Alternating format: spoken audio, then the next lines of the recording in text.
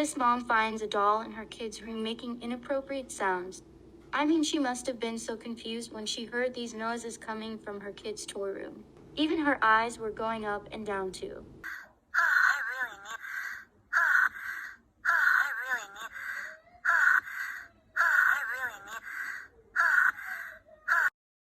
My volume for real went. Did she say I really need some? Having multiple is going to melt that ice real fast. So that's where Olaf's nose went.